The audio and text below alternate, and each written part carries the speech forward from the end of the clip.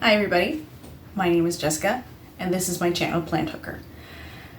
Now, I wasn't originally going to do this plant, but you have seen it before. It was in my video where my youngest and I went plant shopping in Port Hawkesbury. And it's been living in his room until about maybe a week or two ago.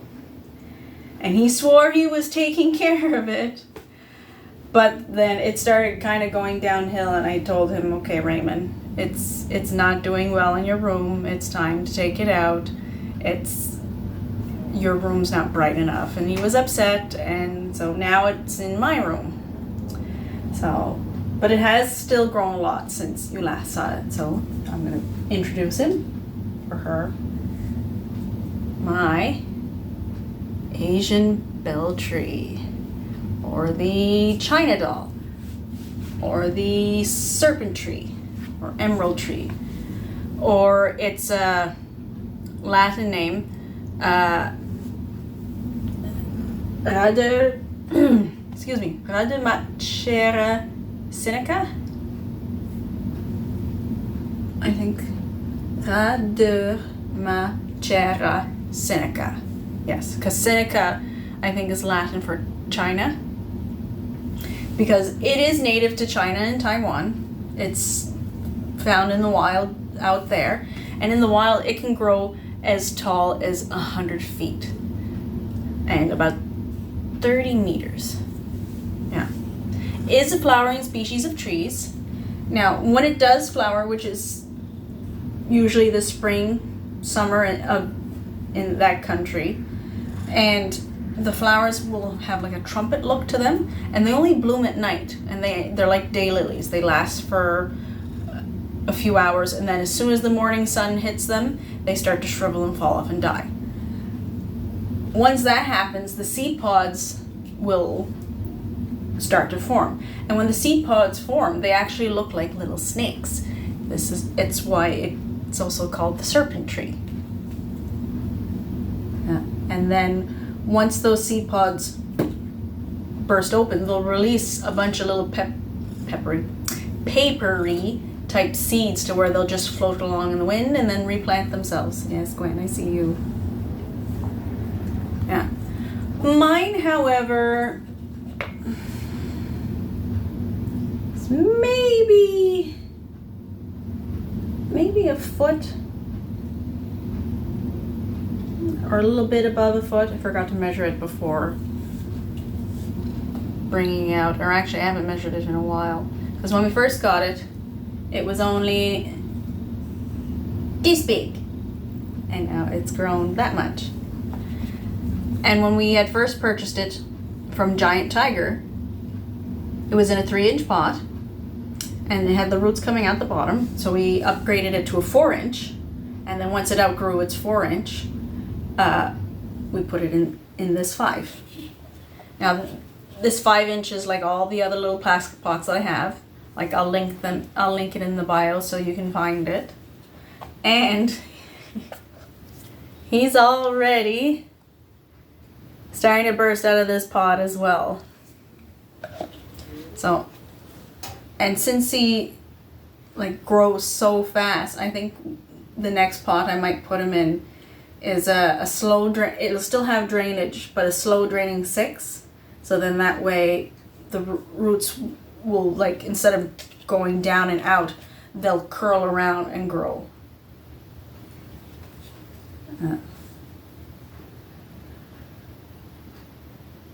Is a very watery plant. I'll water him about between once a week to 10 days, depending on how dry it is in my home. But when to water, you'll know, is because this guy's a moisture meter level 4. Yeah. And not sensitive to lime and water or whatnot, but I did notice that when my youngest was watering, because I tell him, just take it from that, and he'd go to the tap, and the leaves didn't seem to have that green like it used to when we first got it. But since I moved it to my room, it seems to be coming back. Plus I've been fertilizing it too. Now the best kind of fertilizer to use for these guys are the all-purpose or the fertilizer that's strictly for green plants. And I'll fertilize him about, or he's supposed to be fertilized about once a month. And about once a month I would tell Raymond to do that. So he's going to be fertilized again. It's coming. Now they do say part sun, part shade, but I find, because this guy was in part sun, part shade, but he's not as nice as other China dolls or Asian bell trees that I've seen to where they had full sun. So I think he's gonna do much better in my room.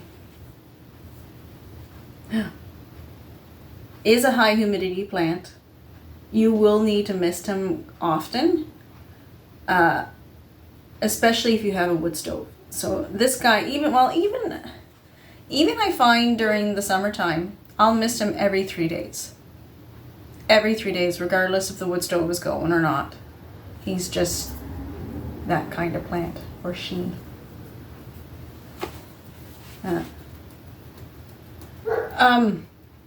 The ideal temperatures for these guys are between 18 and 25 degrees Celsius. And the hardiness zone that they grow in is a 9A, I believe.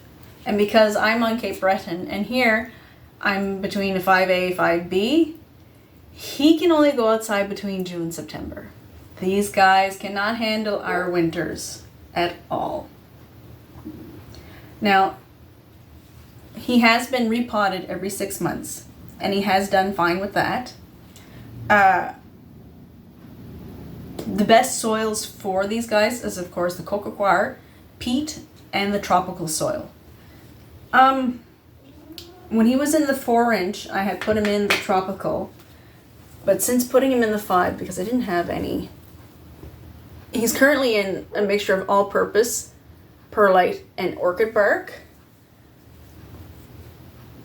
He's not too fussy about it, as long as I keep on top of the watering. It's just, this is a very porous soil. So, I think that's another reason why. Because you can't let him dry out at all with this stuff. And I think Raymond was letting that happen. But yeah, I would stick more towards the tropical and coco coir instead of the peat. Because unfortunately, peat is not really sustainable while coco coir is. When it comes to pests, we have been very lucky with this guy. We have had no real issues when it comes to pests, except for soil mites. That was about it. But they can be plagued with mealybugs, spider mites, scale, and thrisp. Everybody hates thrisp. I do. I've lost so many plants to thrisp. Like, I just lost my my ponytail palm that I've had for a couple of years, and my Pilea mollis to thrisp. So it's like, almost wish they didn't exist.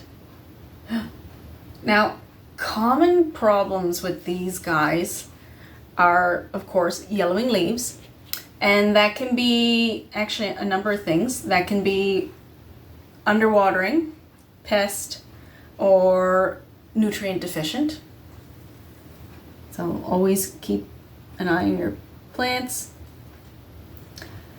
Drooping leaves can be a sign of either underwatering or overwatering.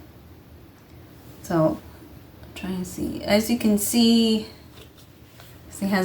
these guys haven't quite come back yet. They're a little on the droopy side, and that's because of underwatering. Fading leaves, however, like, they still look nice and pretty. They're like this, but they're like not as that deep green as they used to be. That's actually from shock.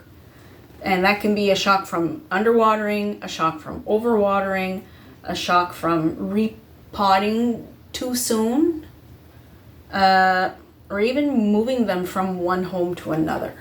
That can happen as well. Not from moving them around in your house, but moving them from place to place, because he did do that when we went from Giant Tiger to here.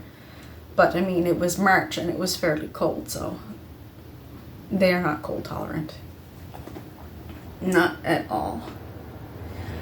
Now, another thing too is you don't need to clean these guys. They're pretty good. I still clean him maybe once a year. Or, I would every once a year, because that's usually what I do with my plants that don't need like cleaning often, and that's mostly because cat hair. But I'll usually clean them when I'm repotting them, and that's mostly because, well, look how the leaves are. Like, dirt gets on these very easily. So I'll link, for those of you that are new here, I'll link in the description of when I got this guy, so you can see, just give you a rough idea on how small he was to how much he has grown since then. And what else? Oh yes, this is a 5-inch pot. So a smaller pot would probably need more intervals of watering than the every 10 days, and a 6-inch would probably need less. And then depending on the type of soil too, it's always best to like check it yourself and then make a schedule based on that. Because everybody's environment in their houses are different too, because like, I have a wood stove and I also have oil heating as well. So, and electric. I have oil, electric, and wood. But the oil is everywhere in the house, except for the bathroom. The bathroom is only electric, and then the wood is in like the middle of the kitchen, and that goes everywhere. So yeah, no two homes are the same. But if you have any questions, ask me down below. I'll try to answer them to the best of my knowledge. If you liked the video, give me a thumbs up. If you didn't like the video, you can give me a thumbs down. Everybody has a right to their opinion. But if you really like the video, subscribe. And as always, live long, plant on.